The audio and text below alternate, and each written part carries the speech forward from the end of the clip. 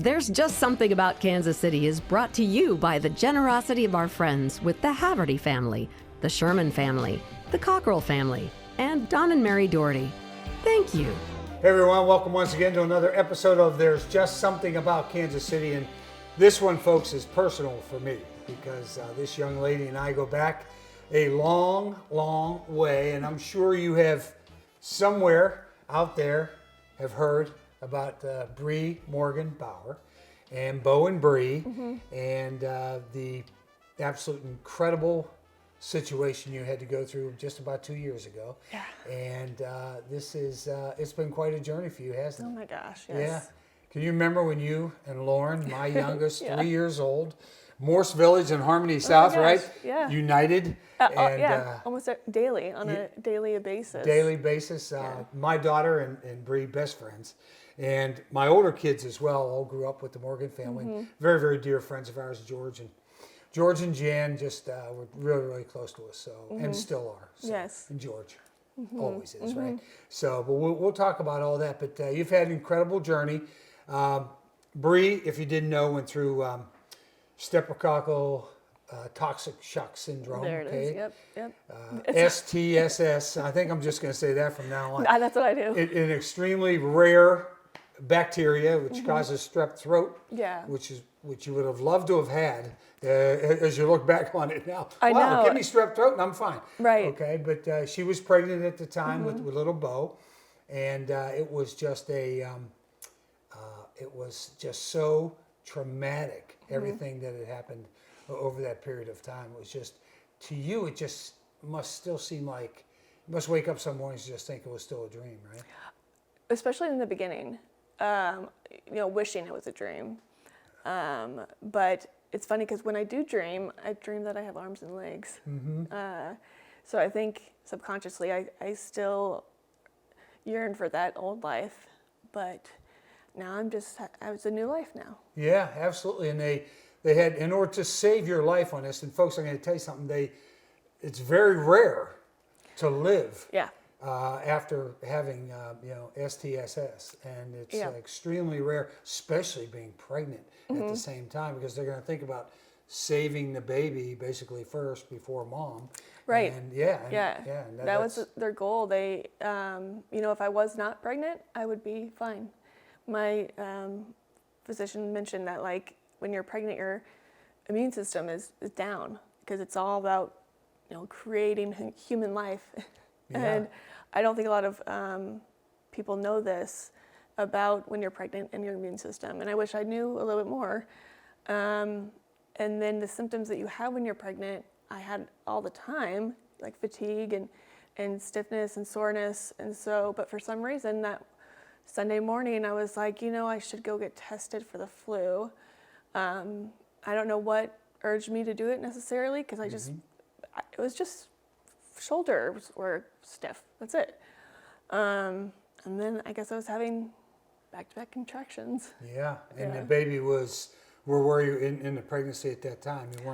You weren't that, you were... Right, 27 weeks. I think it's like right first, before, at the start of the third month? Third trimester. Trimester, yeah. Right. And it's incredible where he's at today compared to, he was 2 pounds when he came out. Spent a lot of time in the NICU. Yes. Obviously. Yeah. Yes. I actually wanted him to stay there for as long as possible because he has the best care there. But as soon as he got better, they had to discharge him home. Yeah. It was crazy. Yeah, and the amazing part, you're a nurse, okay? And I think we're going to talk about future for you and what you want to do. Oh, but yeah. And because I think everybody has been through the 3 operations in 72 hours, and then continued operations. You lost all 4 limbs, and it's just been because they wanted to save your life. They'd shoot the blood away from your extremities and shoot it into your heart so they could keep you alive. And that just then ended up, killing all of your extremities at that point. And that was the price paid for that at that point. And I remember as a nurse, when I worked at KU Hospital, in their inpatient setting, there's like an algorithm for sepsis. And toxic shock was at the end of the algorithm, and then it's death. I remember that vividly, just seeing that algorithm. Yeah, so the algorithm goes boom, boom, boom, boom, boom. STSS is at the bottom, yeah. Because your body will clot blood where it shouldn't, and then it won't clot where it should. And also with medications they give me called pressors, that helps increase your blood pressure. That will also divert blood to just the major organs. Yes. And they treated me as like I always forget the frostbite. Frostbite, thank you. Yes. And I don't know if there's a different name to even use for the kinds of,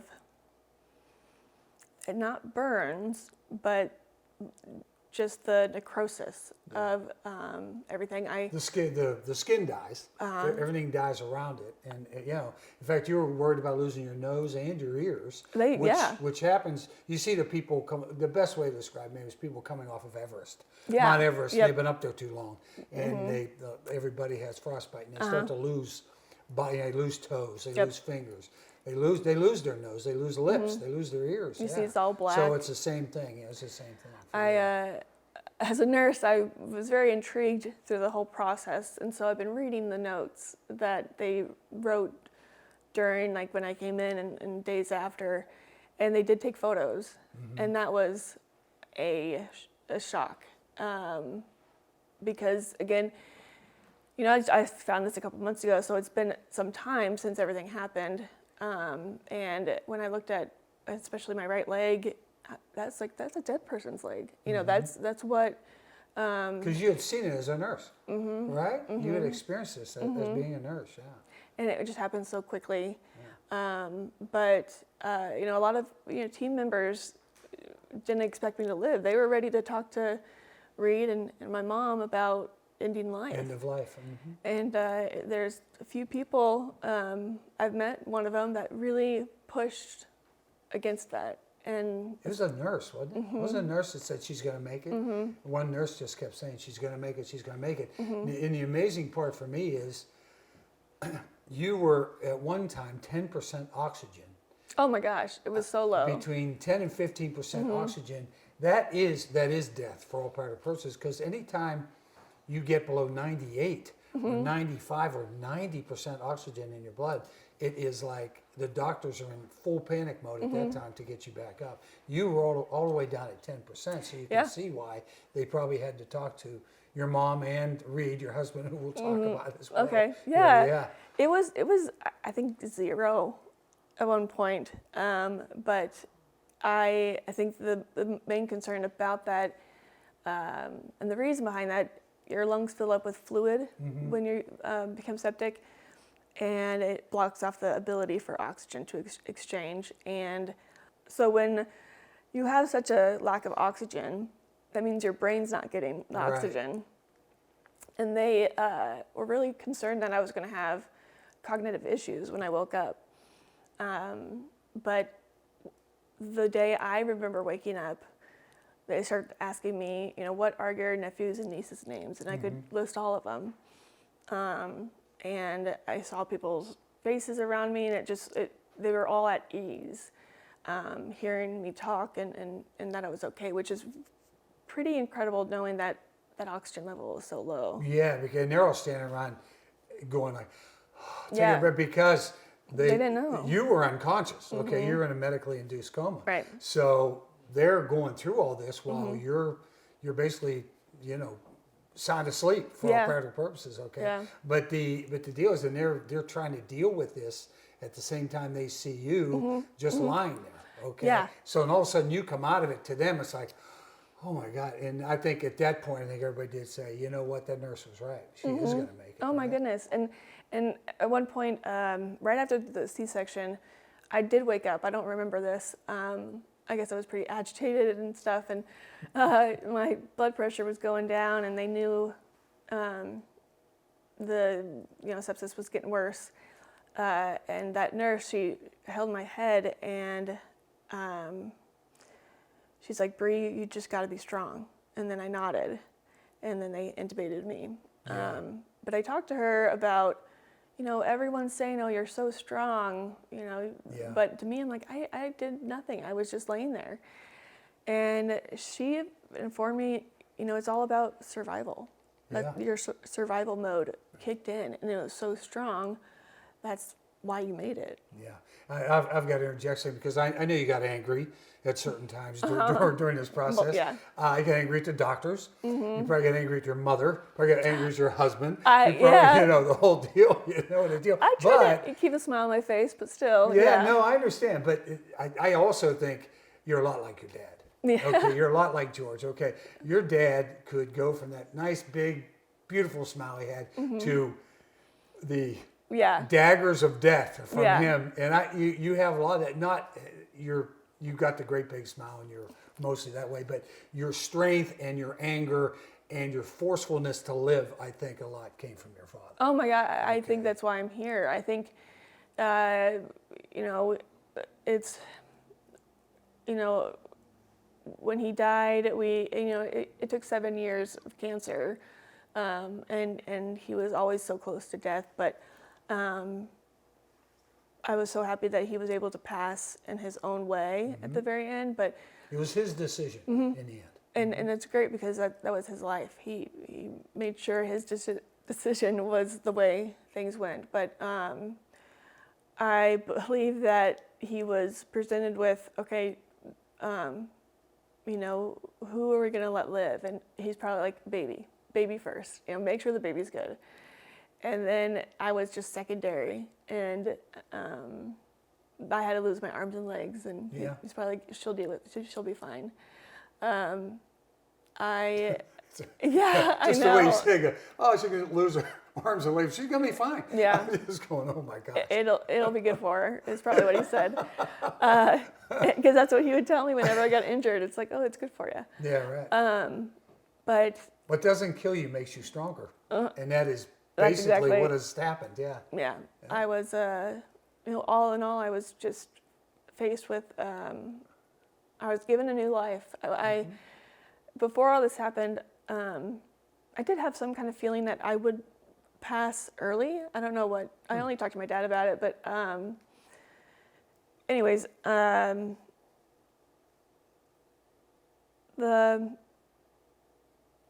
able to look back and assess things a little bit better than I could, a year ago.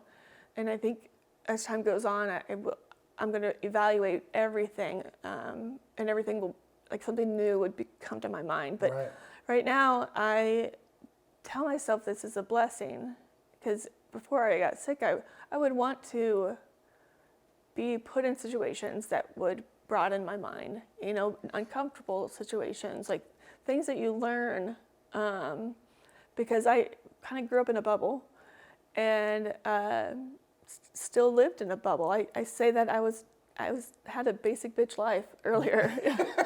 You go to college, get married, have kids, and I wanted to see more. But I mean, I would have chosen a little different, way to do it. Yeah, absolutely.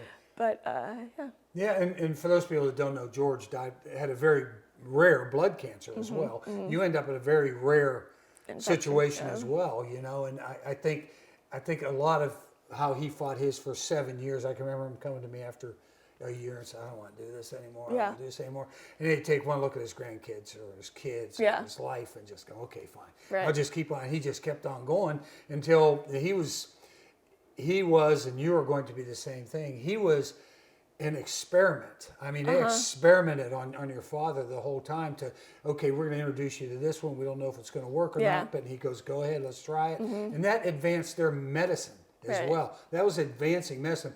George is saving lives now. Right. Because of what he they learned. Said, what he decided to do. And you're doing the same thing. You're not, hiding in the house. And you're getting out and you're going to school functions and you're doing things.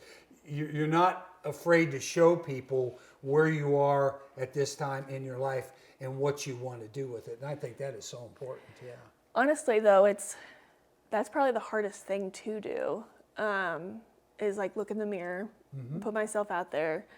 And the main like push or motivation is I think of my kids. You know, I just want to be present. That is, the way I mother is totally different, and I'm still learning how to do it now, but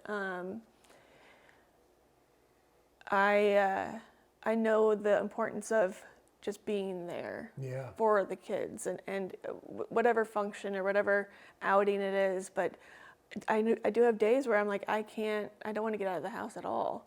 And I try to fight against that. Depression is a part of my life, and anxiety. But again, just thinking about my kids, it helps a lot. I try to maintain good energy around me, not avoid from anything that sucks out energy, if we want to call it that. And just being around my kids helps so much, especially the baby. Oh my God, or he's a toddler now, and he just the way he has developed, I have a sense of like a similarity with that, where he's learning everything for the first time. I'm essentially doing the same thing, and as humans, we've been able to do it. We've been able to evolve. I can evolve. I can figure this out. It's going to take time, but luckily I have the support that I do. Yeah, you do. Yeah, we were complaining about your mother before, but we're going to give her a lot of credit. You say you can't do this every day without your mom, and she's basically with you every day. And the boys, Brooks is 6, Barrett's 4, and Bo now. Miracle Bo is 2, and you will deal with a lot of stuff as you go along life with the 3 boys, just being 3 boys. I know. Oh my gosh. Just a zoo. Yeah. So that'll be interesting, but you'll have to keep the battery powered up, okay, for this. Yeah. I mean, you can't say it's going to be a handful because it's not. No, that's true. Oh gosh, yeah, absolutely right. I used to say that is an attitude, folks. That is a wonderful attitude right there. I mean, humor is such a big part of my life and my family's life too, and I like to say that I used to be hands-on with my kids. Yeah. But we find ourselves almost, saying these things, and it just. I think funny. It lightens it up for them as well. The boys probably have a little trepidation or whatever, although they are pretty young. The thing you told me before, you said the boys have really not known you without your amputations for all practical purposes, right? Yeah, and I think when they grow up, because my first memory was like probably around 5 or 6 years old. And Brooks was 4. He's the oldest. Yeah. And I don't think he's gonna really remember when I had arms and legs. Yes, right. Of course, we have all these photos and stuff, but of course, Bo, he won't ever know. No, exactly. And I mean, I don't know if that's good or bad. I think they're just learning something that you usually learn when you're an adult is like the resilience of life. Yeah. And empathy too. Some days mom's gonna have good days. Some days mom's gonna have bad days. And they'll learn that as they get older. Right. Like you said, you don't want to suck the life out of the room either by complaining about this, that, or the other thing. I'd really because try to they will that. empathize with it, and then they'll come down to wherever. You don't want them to be in depression or any of that. No kidding. Either. Yeah. So it's really important. Yeah. I think that's what you're trying to get across to other people. Yes. Too. Yeah. Just let other people know if this happens to you. We don't want it to ever happen to you. Right. But if it happens to you, even not to the extent that it happened to you. Right. But if you lose an arm or you lose a leg or you lose a couple fingers or a couple toes or whatever, it's huge. Come on. It's so. Hey, buck up. Okay, well, let's go. I do okay, agree. Let's check this out over here. I do agree when people kind of come up to me and mention like that they've lost their fingers. I'm like, yeah, okay. Yeah, sure. So. Yes, I'll trade you. There's not many people in my situation, but there are people. I mean, there are not many, but they're out there.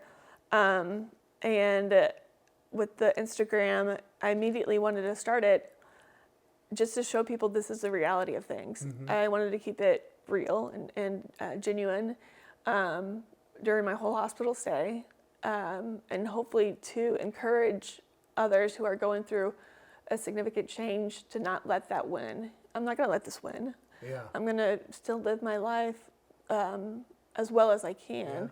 Yeah. And I've I've talked to people around the world, and if this didn't happen, I wouldn't have had that opportunity. Yeah. And I feel like it has touched a lot of lives, and people kind of put themselves in check, and what am I complaining about today? Yeah. I shouldn't be doing that.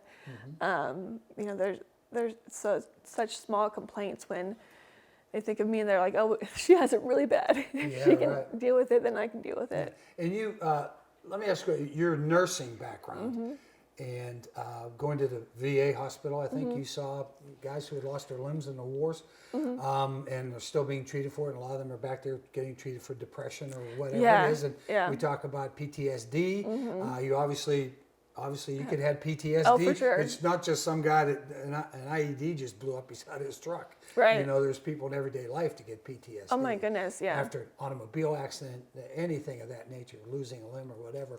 But how much did that training and how much of seeing that prior to the STSS, did that help you get to this point mentally? I worked as a nurse or a research nurse for the VA, and the study I was involved with was to improve quality of life. And so talked to a lot of veterans, and just independently, I found that to improve your quality of life, you just have to adapt. You have to adapt to changes in your life, accept them, and then evolve. Today, you just have to figure out, I used to do it this way, but I'm just going to change it a little bit, still accomplish my goal. It might take a little bit longer, but I still can do it. And a lot of veterans were that way. Like I would find that those who couldn't accept not being able to mow their lawn all day, like in one day, they were just so upset about it, and that really affected them. And I felt like that really affected their quality of life. But for those who can evolve and adapt, while changes happen, that's key. Yeah, and I'm not sure if this is true or not, but was it tougher in the men? Did you encounter many women that had lost a limb or any of that nature? The men, I think it takes away their masculinity a little bit. I think that's what affects them a lot. I can't do this anymore. I can't get up on a ladder. I can't help. Yeah. I can't go clean out the garage. Yeah. I could just You're things exactly of that nature. right. Where I would think, more of my thinking, and believe me, way out over my skis here, but a woman would look at it more like I can't go out in public. I can't look like this. Oh my goodness. I have to say, before I got sick, I didn't appreciate the body that I had, and I should have. And I do, like when I would work out at a facility, they would take photos of you while you worked out, and I hated it. But now I'm so thankful that I did it, because I'm like, oh my gosh, look at me. Like I used to be able to do that. But I look at photos and I think back about that kind of stuff. And again, I remind myself, I'm here today. I'm gracious to have this whole different point of view of life. I feel like it's like a second life. And You're giving people another way to look at their lives. I hope so. Yeah, even people that maybe even going through cancer situations or heart situations. Oh or my whatever, goodness, yeah. And you could recount, how many operations have you had? Can you between 25, I think, and 30? I don't know, it's a lot. Yeah, it was a lot. I mean, you had 3 within 72 hours. Oh my, and then we had to keep going back in, and you kept going back to the hospital, and you kept, falling back. And my poor abdomen, they did a C-section, and then they had to cut down the middle, and then they had to go back for a third time, but my skin actually got infected. It was necrotizing fasciitis. Yeah, and that necrosis, Yeah, that is a deadly event. It can kill you. Immediately. Yes, absolutely. And so luckily the surgeons found that, and but I had like a hole in my abdomen. I don't have a belly button anymore. Oh, there you go. I know, but with we got it all together now. Yeah, and I think the big thing is too, you'd be able to hold your baby. Yeah. Oh my goodness. And I think it was a while. I think they finally brought him into you. What were you?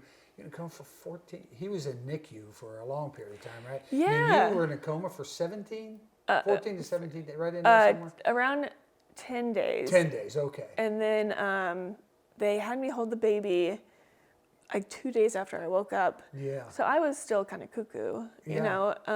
And I remember. Well, when you were little, you were really cuckoo. But Oh yeah. That has nothing to do with that. Back to a child's state of mind. I saw them bring him in, and he was just hooked up to so many things. And I was like, "Don't." You really couldn't get to him. No, and I was like, just keep him there, keep him where he needs to be. But they were reluctant. They were like, we want you to hold this baby. And so I held him, and then I was like, I can't even see him. I saw like a little bit of his head, and I look at Reed, and I'm like, I can't even see his face. And there's a bunch of people in the room because I just wanted to see what it would be like. Well, they're seeing this miracle. There's a double miracle here, okay? Yeah, So that's they're true. witnessing this. In That's fact, true. the doctors are probably pulling in all the interns and everybody else and saying, hey, you better take a look at this. You may never see this again. Right. You know? And but fortunately, Reed then took out his phone and like flipped it around with like camera mode, and I could see his face that way. Yeah. But he was just like tiny. It wasn't really baby-esque. It was like a little hamster. Yeah, absolutely. Yeah. Well, they all look that way. That's true. Yeah. But he was, had tubes in his nose and through his mouth, and it was a lot. But and you had a lot. You were hooked up to everything as well. Well, being intubated for multiple days, my swallowing ability declined. Yeah. And all I wanted when I woke up was a cheeseburger. And it's going to be a while. And in my mind, I was talking like this. I was, but then I'm looking at videos, and I'm like whispering. You could hardly hear what I'm saying. And the speech therapist did some tests, and she's like, "No, you're not ready to eat yet." And I was like, why? I'm not going to choke on a cheeseburger. Yeah. But that was today I'm like, oh my God, yes, I would. If I can't swallow, that'll be horrible. But I was really mad about that, and I couldn't drink water, and I would see everyone around me, we all have our water now, and just chugging. And that's one thing I really don't take for granted is just being able to take a drink of water. Isn't that amazing? What it is? We'll have to get Andy Reid in here with a cheeseburger for you. Okay. You know what I mean? Yeah. That's his. I love it. He goes to a steak place and he has cheeseburgers. And these guys just look at him and go, Coach, you could have this Wagyu tomahawk 345-ounce steak and you're having a cheeseburger. Yeah, I love that. Yeah, like cheeseburger in paradise for him. Yeah. So where do we go now? I know you have dialysis, right? Yes. You have to go through dialysis. You have kidney failure, obviously. That's when they're trying to save all those organs, and sometimes they just don't get saved, so you go through dialysis. But I think recently, give us the news, okay? Just give us the news from recently here. And this is within the last couple of days. Right. We're doing this interview on, I forget what day today is. Me too. Yeah, don't worry about it. It's just a day. I just quickly a backstory. I've been on dialysis for 2 years. It happened immediately. And we've had to do dialysis 4 times a week, and it usually takes 2 to 3 hours just the treatment itself. But before and after, the whole process takes about 6 hours. Luckily, we can do it at home, but it is just so exhausting. And it's taken me away from time with my kids. And I think that's the main thing I want to gain back is time. You know how precious it is. And when I'm hooked up and then I hear the boys laughing and playing, and I want to be there, but unfortunately I haven't been able to for 2 years now. And we started on the transplant list not too long ago. And then on my birthday, which was February 6th. This month of February is big for you. It is. It's a huge month. And we're coming from, I have been presented with every downside of anything. Like, if it could be the worst case scenario, that is my case scenario every time. Yeah. And my hope has been disintegrated. But this month, my mom had everyone come over for my birthday. I was exhausted, and I'm okay. I'll take them, Ben, because I'm going to need them eventually. Yeah, is that for you? So, not for me. Of course it's for me. What, do you think they're for you? I know.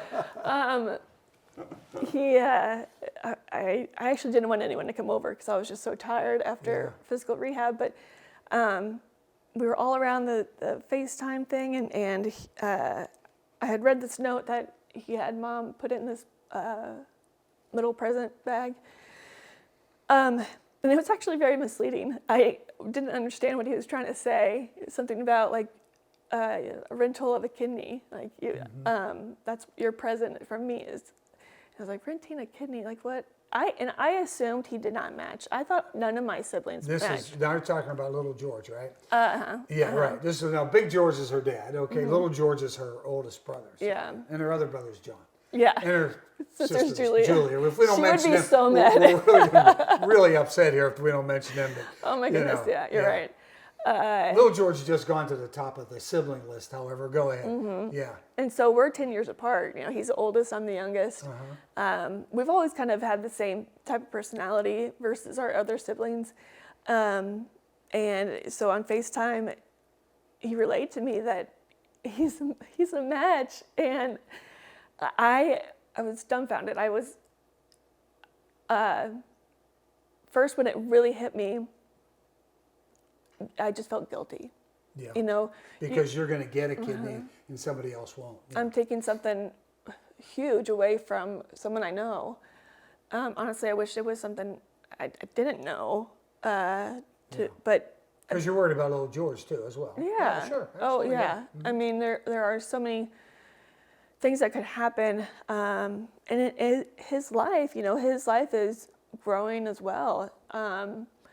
And this is a big impact to their plan, their family plan. And him and his wife are... And she's pregnant with her second child now, yeah. So they're about ready to have a baby. So I think you had a big call yesterday, correct? I think you got with everybody trying to figure out when you're going to get this done. So did you get a definitive date?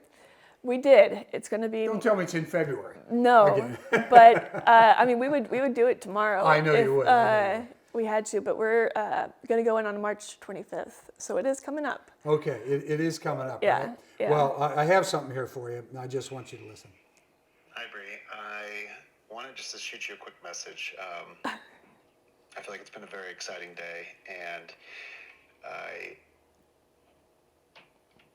I don't know how you're feeling about this and this decision, but I just want to convey to you the idea that with friends asking me like how I'm feeling, do I want to do this? Is there any hesitation?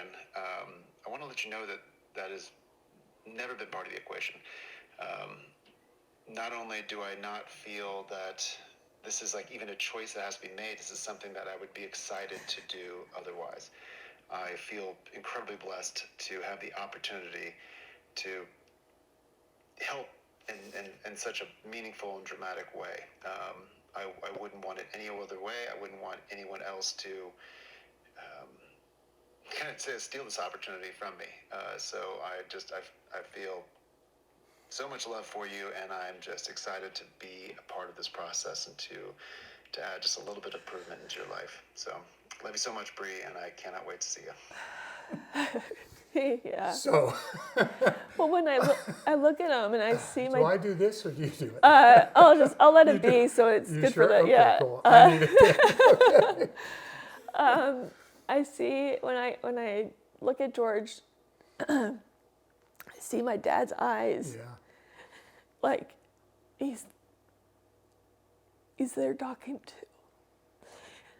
to. And I feel like my dad has to be a part of this.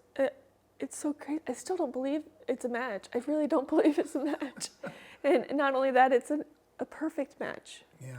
I don't hear... Which they're worried about first. They heard match, but then they, which people I don't think realize, have to go in and make sure it's a perfect match. Right. It just can't be a close. And sometimes, I mean, people are just presented with, okay, this is like a 80% option or a 92% option. And I've never heard physicians use the word perfect. They never use that word. But that's what they have found. And I really appreciate his words saying that. Because I don't know, he's always been kind of like our guru. Yeah, well, he's big brother. He really is. He is a lot like your dad. Yeah, So, yeah. He won't admit it, but he is. Right. He's always the very, okay, everybody settle down. Right. Okay, everything's Right. going to be okay, right? Exactly. He was always like that. And George is really good about just explaining situations and explaining what he's hearing when people talk to him about their problems. And not a lot of people can do that. No, right. But And he's taking a chance. oh my gosh. But I mean, it's not a chance that anybody would turn down. I mean, this is just, you do it. That's all there is to it. You just end up doing it. I just want a photo of him because we'll be in the same operating room. Yes. Or maybe, I don't know, but it's literally like just an exchange. Yeah, right. Bingo bango. It's a rental. I want the photo of him and me just kind of like holding across from each other, but I don't know if I'll ever get it. He's been great about this, and I really want to give thanks to his wife too, because it's 6, yeah. Yeah. She is expecting now, and that's be their second child, and it's going to be a big time in their life as well, big. let alone with this on top of that. Oh my goodness! So that's why we got to get it done. Yeah, right, exactly. ASAP. Yeah, and once you get it, how will your life improve? Just let people know. Again, I will gain back time. That quality we all take advantage of. Yeah. And that is what I'll get back is time for not only myself, finding myself again, because my whole identity has been stripped away. And I'm still, working towards that. And then time with my kids, of course, time with family. Avoiding the feeling of just almost like a hangover times 10 all the time.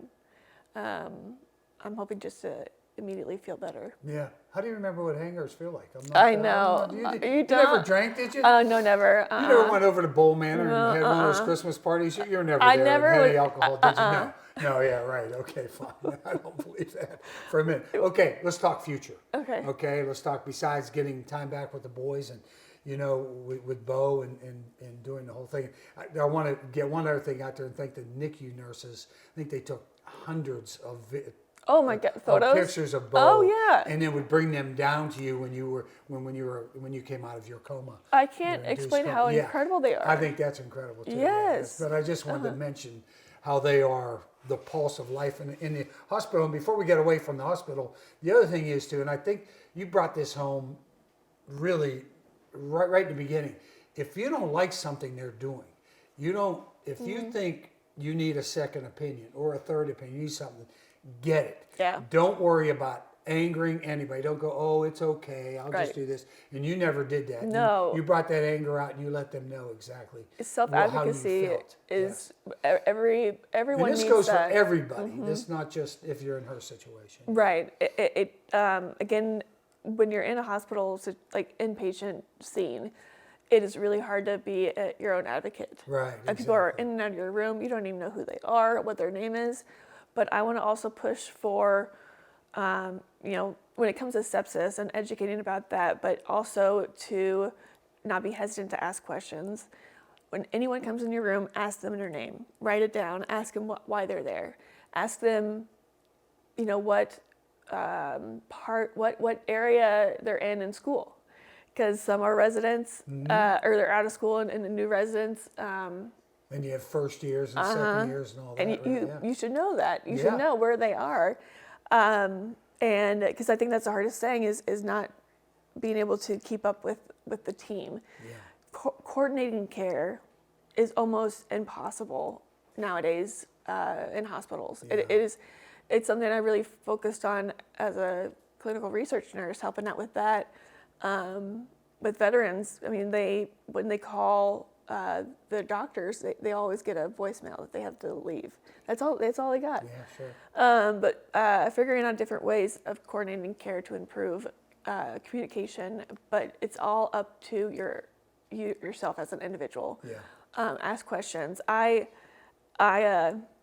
mentioned, how a team that was a very important team with my hospitalization, I hadn't seen them in a long time. Yeah.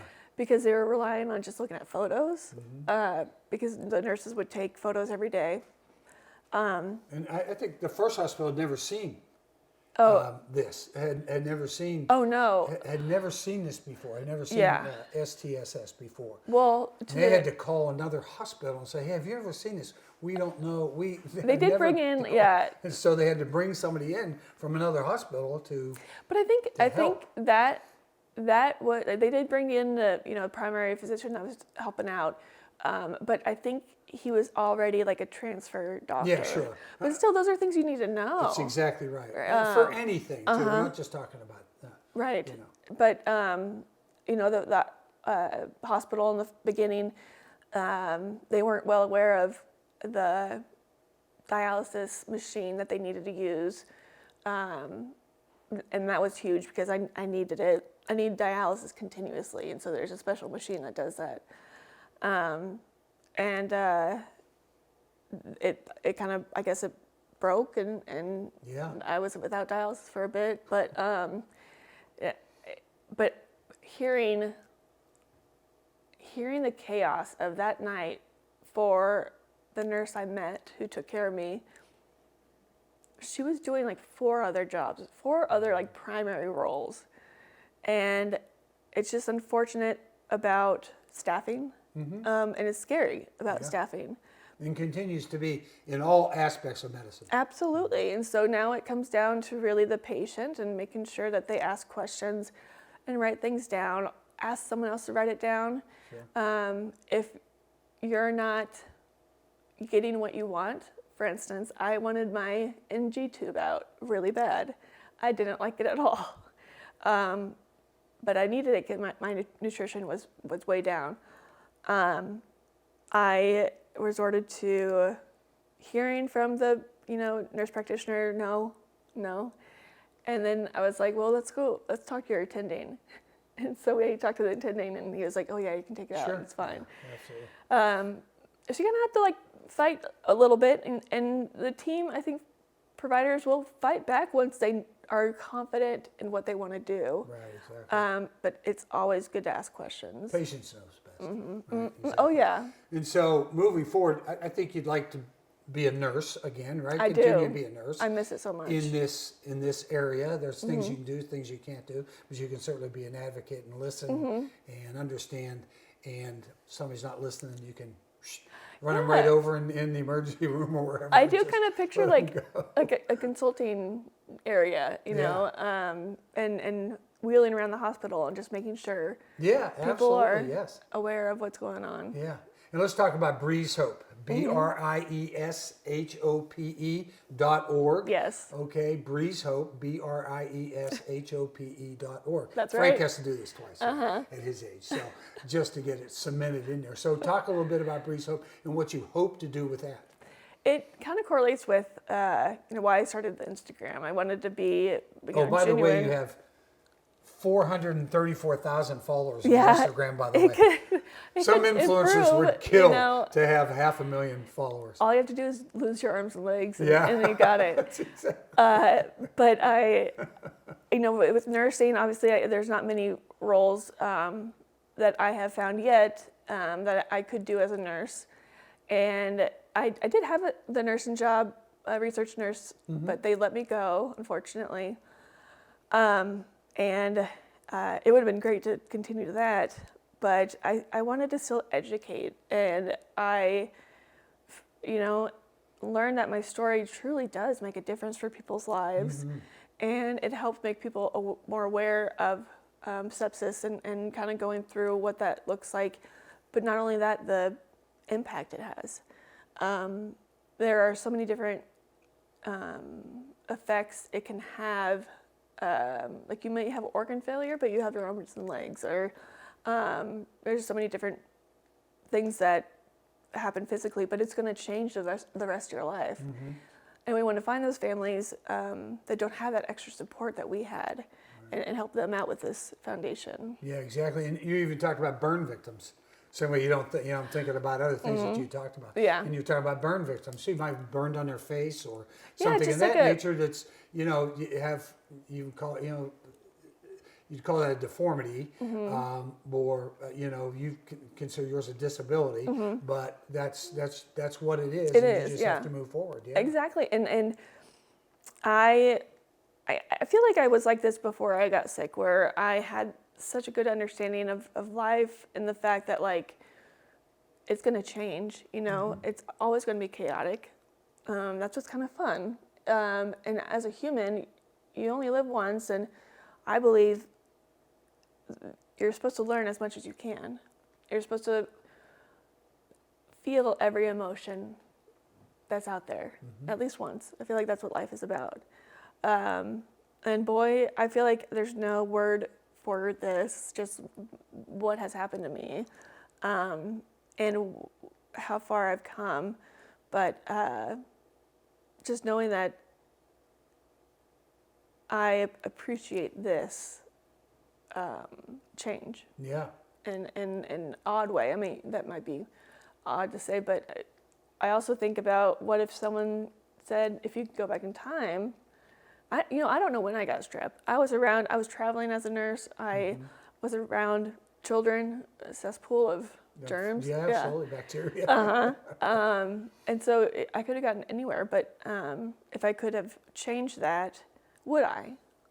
And honestly, like, if for my family, yes, I would. I would say I would try to prevent this from happening. But for my life, I don't know if I'd change it. I think I just had 30 plus years of one life, and now hopefully another 30 to go. Yeah. It's gonna be hard, but I have now a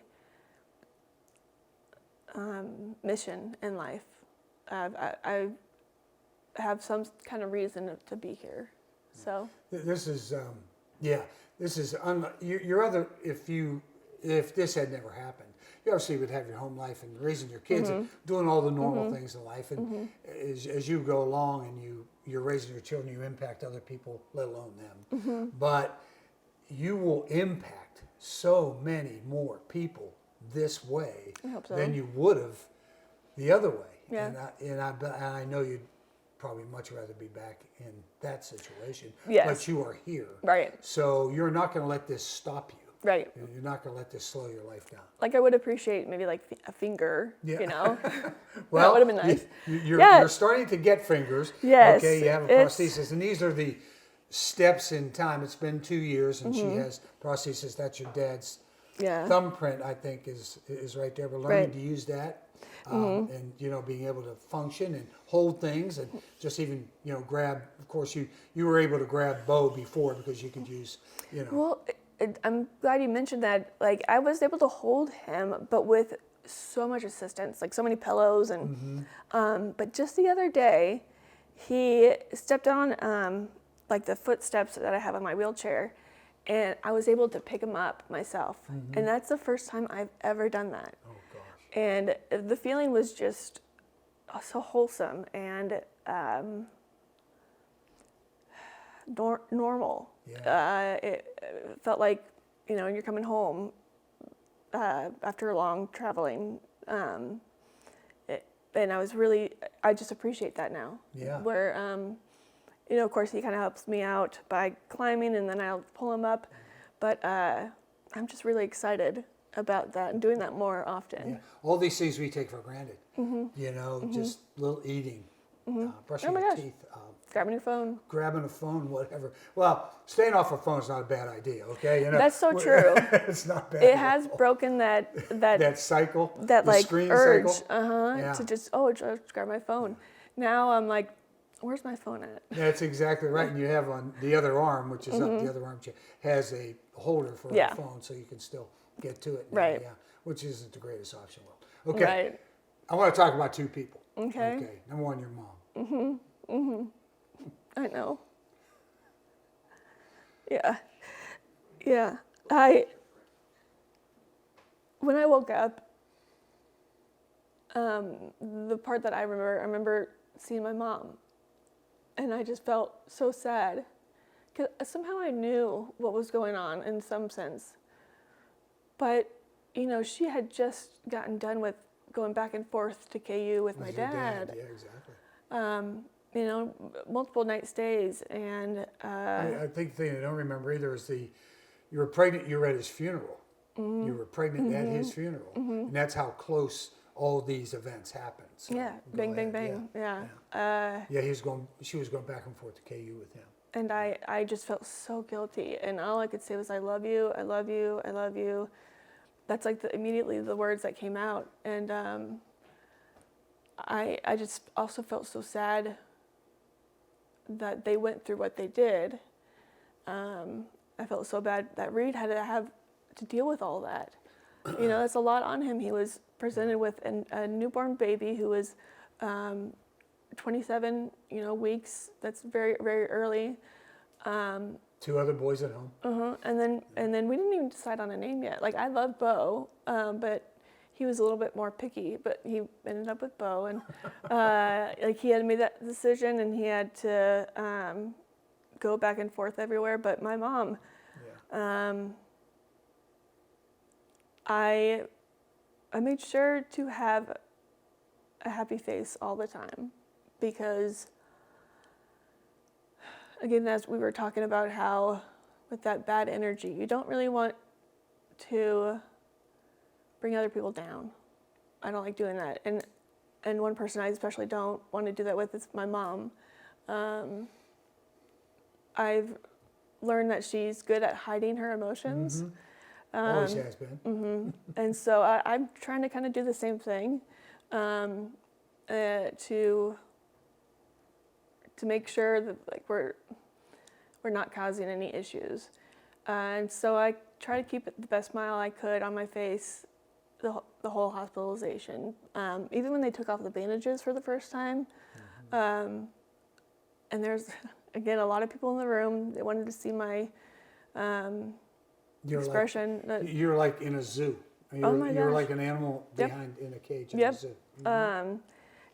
But the first thing I said is okay, we got to cut these off. Get them off. Yeah. This is once she saw her hands with the necrosis. Oh, it was just black. Yeah.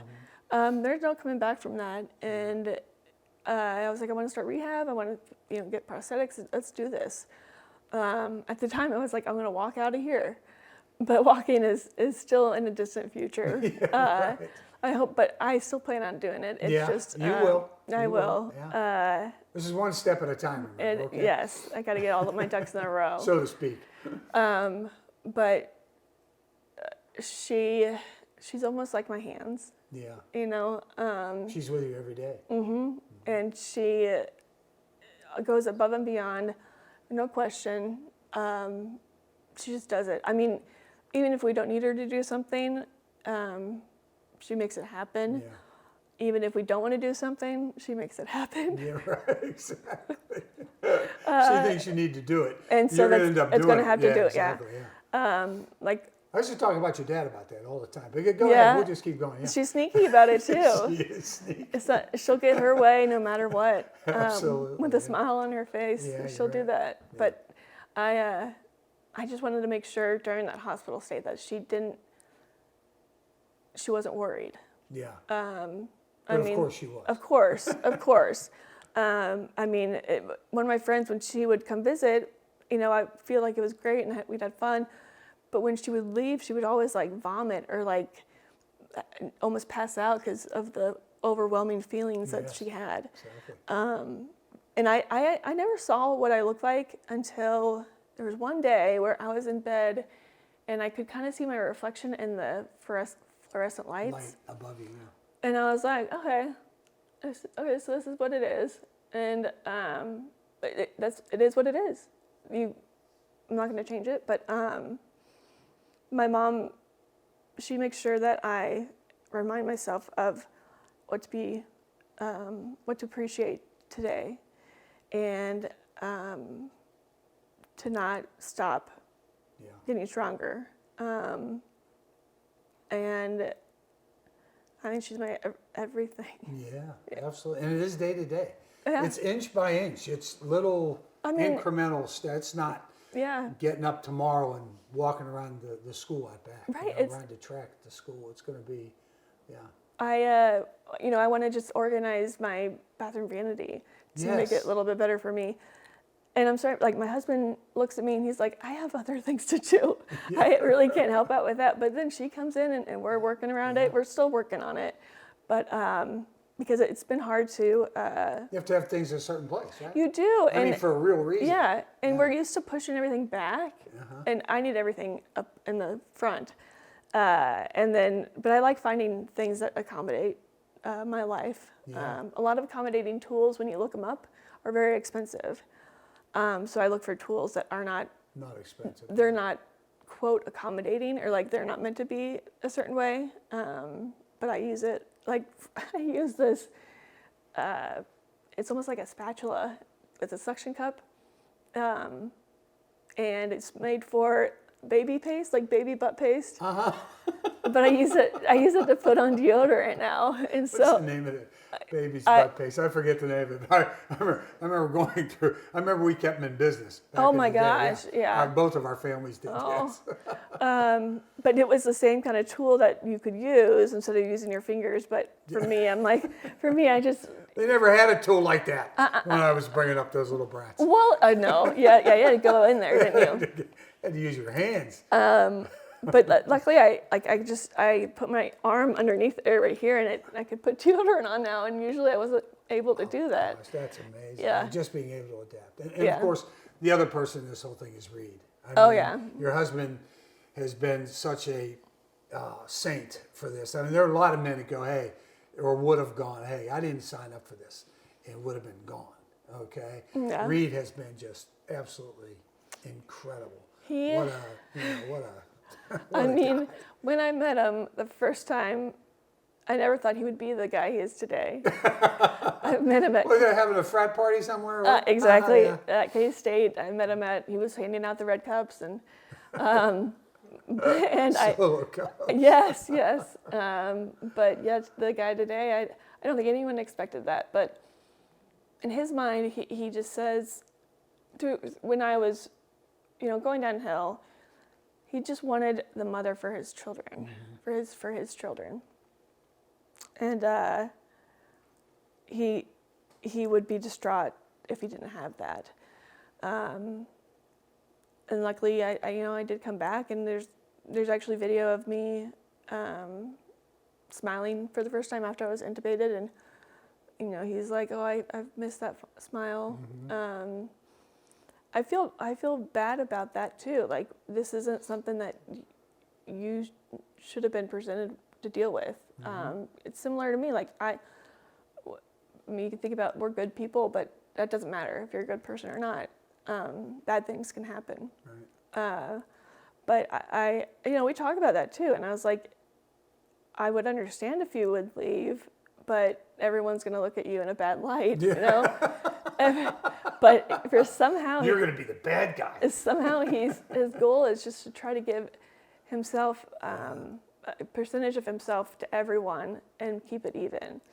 But I'm trying to get back in there. Yeah, absolutely.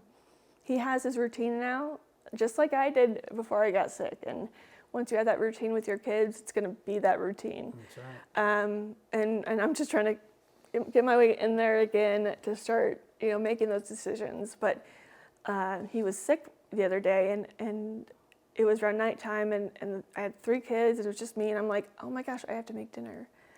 And I'm by myself, so we made hot dogs. Yeah, sure. And the boys helped. Oh yeah. Right, the boys helped. Yeah. And it kind of worked out, but it was terrifying. And I'm like, because I had a picture in my head of how it would look for me to make something for dinner, and I couldn't even cut the hot dogs, and with the baby, I'm like, you're gonna eat cut up hot dog. Yeah. I don't want him to. Oh, you didn't want him to. But the baby. Yes. Yeah. I'm sorry. Absolutely. Well, and I was like, do I give him? Oh, I don't know. And I was like, I got to give him something. And yeah, the oldest, he's always, and the middle kid, they're both very helpful. I even had the baby help me out. We were next to the fridge, and there's like strawberries way in the back, and so I had him come up with me. He stepped on here and stepped inside the fridge and got it. It was great. We were a team, and I loved it. I mean, I loved it in the sense of us working together, but still, it was very depressing. And but that's kind of my life, where like when I start something, I'll probably fail at it, but I learned how I failed and not to go about that way, and adapt to it. Right. Don't keep doing it the same way. Adapt Right, to what you're right. doing, yeah. Otherwise, you're just going to fail. Exactly, and that kind of comes back to just accepting that change in life and adapting to it. I have so many examples, like just me painting. Yeah.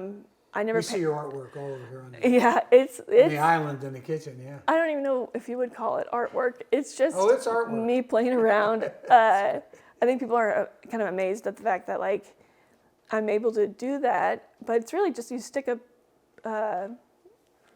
paintbrush. Yeah. and like I have a wrap. Again, this wrap was meant to be not for what I use it for. But people like it, and this is actually. I was just. Am I upside down, or I'm not? I have no. I'm not a Van Gogh. I think it goes. I'm not in the Philadelphia Art Museum checking this out. Yeah. I think it goes any way possible, but people are really drawn to this one. I honestly was just practicing how to do a leaf, and it just, went from there. Yeah. I would also use the end of my limb as like a. You use it as stamp? a paintbrush, right? Yeah. I've seen those. I've seen that on YouTube. I was afraid it would look different. I didn't think it was going to be flower-esque, and it's not always flower-esque. I kind of have to morph it into a flower. But these are examples. There's a flower right there. Looks like a tulip, right? But so essentially, it's just me pushing down, and you kind of get like the outline of it. Yeah, you get the outline on your arm, yeah. But every time I push down, it's a different look thing. So. Yeah, and this is a little frame. Yes, isn't it cute? Really cute. Yeah, I'd say you're gonna start selling these things. There's another one. There's another example. There's one other one over there, the mountain scene. Yeah, you like that? I'd like to have that one because it has some. There it is. It has some context and texture in it, which is unusual because it's not just pressing down with the paint. This is actually texturized here. Right. I don't know what that is. What is that? It's modeling paste, and you okay here, Ben? Is this back? Okay, good. It's modeling paste, yeah. And the trick is you actually have to twist your wrist or bend it a little bit with like a little spatula-looking thing, and then to get it on the board. Yeah. But I can't do that. Like I can't have that bend. And so I'm really trying to learn how to position my shoulder in order to really get it on there. Yeah. But it won't look like what others looks like. And Looks like a mountain. Thank you. I mean, it does, yeah. And of course, as any artist, I don't like the I don't sky. like, I don't no, like the sky, yeah, right? The easiest part, I don't like the sky. I like this, yeah. But I will paint over the top. And I keep doing that. And I think I just need to like put them away so I don't paint that. Because I've never truly finished with something, but I've worked with different mediums. I'm doing like watercolor and stuff with like ink. Yeah. But I'm always online looking at other people's Different stuff. Yeah. And there's been, so many supporters who have given me advice. Yeah, and ways to do it too. Different ways. We'll try this. This reminds me of the mountains. Reminds me when I took George up on the 14ers. And he got to the top and cursed and swore at me the whole way down. Because we had to go back. And it's funny because he would say he liked it. Yeah. Oh, that's right. That's a great story though. That how that all ended. Oh yes, I remember that. That would take forever to talk about, but that's a good story. Peak, I'll never forget. Oh my goodness. I thought I lost him. I know, but you found him. I thought he died. Oh, really? Yeah, I thought he died because I thought there's a real steep spot where you had to grab onto these tree branches or you fall into the roaring river. It was coming Wow. off the mountain in the cold water. You wouldn't last in anyway. And I thought for sure there were slip marks there and from everybody trying to climb. And I just thought, he's gone. Because I went all the way back to our car. And he was not there. Yeah. He'd gone. And where did you find him? He crossed down. He crossed down some person's lot, typical your dad, big smile on his face, walks up in the backyard of this remote cabin. Okay, you could have gotten yourself shot. Yeah, okay, yeah. no problem. And just made best friends with these people in the cabin. Oh, he's sitting there having a great time. I'm on my hands and knees crying. I'm about ready to call search and rescue. Yeah. I was just about ready to get on my phone. And he comes walking down out of the parking lot and goes, "Hey, where you been?" Oh my gosh. I said, "Oh my," and I was crying. And Yeah. he said, "What happened? Did you get hurt?" I said, "Never mind. Yeah, Let's yeah. go. Get in a car." Because I know, because even if you said you worried so much, I don't think he would have been like, well, that's your problem. Yeah, Yeah. of course, that's him. Yeah. Yeah. That's your problem. Yeah. Absolutely. Well, all the best with everything. You're gonna be fine. Okay, I know that's easy coming with someone like me, but you're gonna be fine. You keep making progress, and you've got a future ahead of you that I know you do not want to give up. No. Your brother's giving you his kidney. You Yeah. got to keep going now. I got to. Okay, and as good as Reed and the boys have been, your mom and everybody, they're all just rooting for you. They're all in your corner, and it's gonna work. So. I hope this foundation does evolve and get bigger. Where Brie's Hope, BRIESHOPE.org, and Bo and Brie on Instagram. Instagram is everywhere. She only has 500,000 followers. That's okay. You can jump on. Yeah, too. please But you'll do. learn more about her story. And about Oh everything gosh, that's happening. photos of the beginning and You can just Google her too. She's yeah. she's a Google person as well. She's That's everywhere. awesome. You guys, you Never both thought are that would everywhere. happen. Yeah, it's great. Yeah, this has been nice. This is surreal. It is me talking to you. Yeah. Yeah, and just in this situation. Yeah. Instead of screaming at you to get off the trampoline in the back. It was mostly hearing you push your arm on the floor, you kind of punch the floor when we were in the basement. Yeah, that was stamping on the floor. Yeah, just. Were you ever there when I came down and just my towel? You were never there for I don't one think of those? You were never there for one of those. That's good, okay. I'd whistle coming down. I'd go, "Quit your boozing." Well, hopefully I'm thinking about when we were like 8 or 9. Well, I'm not sure you weren't into it at that time either, No. because that never household didn't have a lot of rules. It did not. Yeah, It did not. It was no. fun. I had a lot of good times though. Yeah, we had a good time there. You bet. Well, we love you.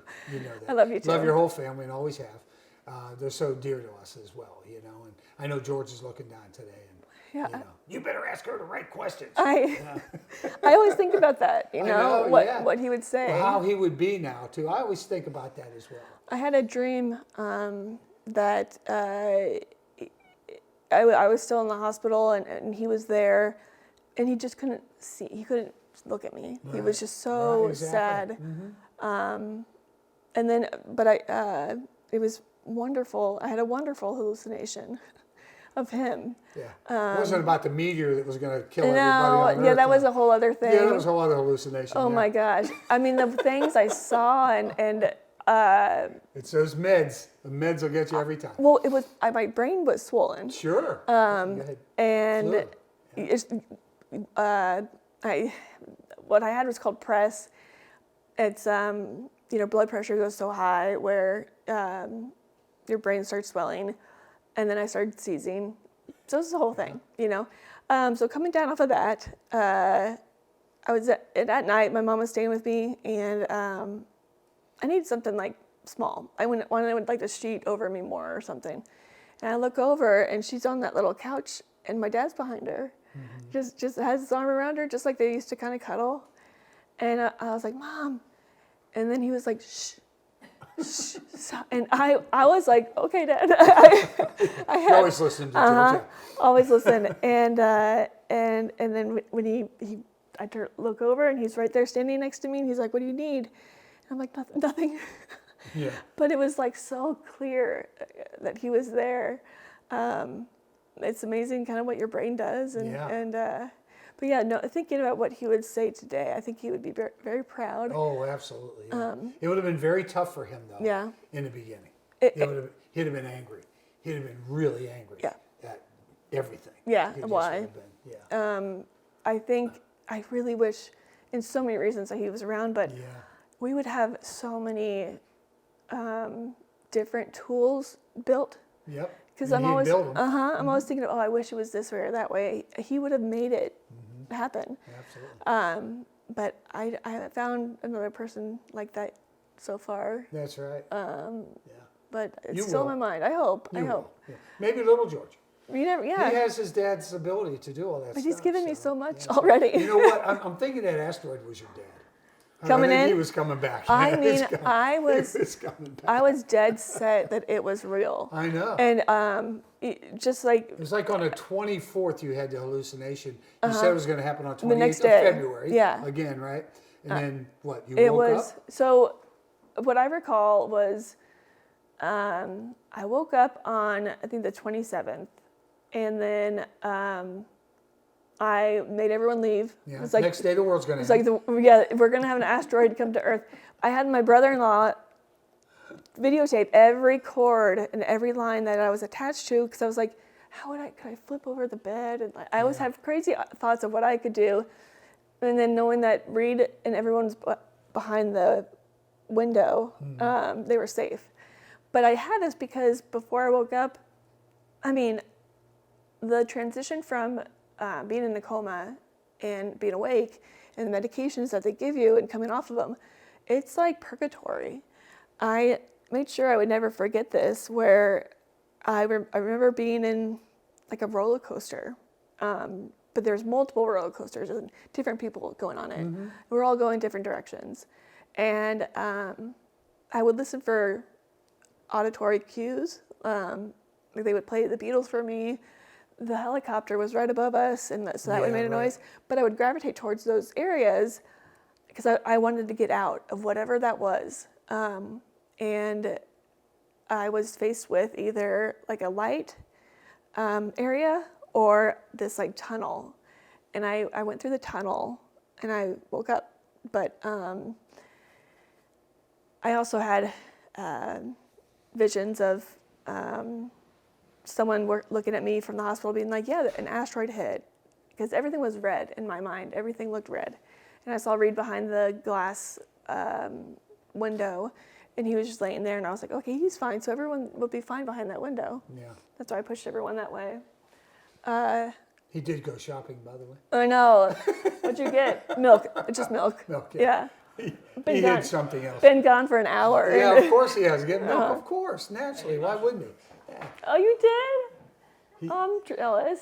He ate lunch with the oldest. That's wonderful. Yeah. That's a good deal. That's cool. See that? What a good guy. We're already talking about it. Yeah. Yeah, that's right. Well, everything's been terrific. Just keep going. I will. You're on the right path. You got the right people supporting you. Thank you so much for this too. Husband, and your mom's unbelievable, and your little kids, and your siblings. One automatically giving you. Yeah. My favorite. Yeah. So he reads like we owe you one. Yeah. No, you don't owe me anything. No, we owe. You want to step in here for just a little cameo? No, he never does. I know, isn't that amazing? Nobody can. I tried to get him on, and he said no. I'm trying to get him to help me write a book. I think that's great. I think it'd be interesting to talk about the relationship we've had. Yes. Going through something and like how this. you deal with this, which is extremely important. Yeah. When you say for better or worse, on the old, you have no idea what the worst could be. And it's funny, like we eloped, just him and I. Yeah. It was wonderful. It saved your mom and dad some money too. So it did. But it was sad that they couldn't be there. But it actually was so grateful that we were just by ourselves and really we made our own vows. He forgot his vows. Of course he did. Naturally, he's a guy. And so there's a picture of him just like frantically writing it on his phone. We don't even remember what we said, essentially. But that's just kind of how we roll. Sure. You know. Yeah, that's funny how you are. Like Lauren. Lauren ran away too. Well, she went. Right. She did. Yeah, right. But she came home and had to have the reception. Yeah. She couldn't just. Okay, that's great, honey. This is wonderful and whatever. And then she comes. Oh, by the way, Dad, we're gonna have the reception anyway. You know, we had a reception. Yeah, we had a reception. I remember you came in our reception, and all of Reed's friends was like, "Is that Frank Bull?" Oh my gosh! All right, let's stop now. This is a good time to end this. Okay, that's the end of this. All right. So Brie's Hope, BRIESHOPE.org. Go, and like I said, you can find her and Bo and Brie and the family and everybody. Just if all you do is Google it, and she's everywhere. Okay, Yeah. so Thank you so much. Love you too. Love you, sweetie. Okay. Another reason why was just something about Casey. Oh my gosh. There's Just Something About Kansas City is a registered 501c3 nonprofit organization with the mission of documenting the stories that have built our city to inspire and educate generations to come. Our work is being made possible by the generous support of local partners like you. You can help us share these stories by becoming a sponsor today. Visit somethingaboutKC.org to learn more.